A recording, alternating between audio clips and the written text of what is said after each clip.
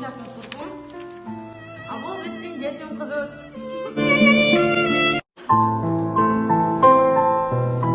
Токтот. Бул турушуң эмне?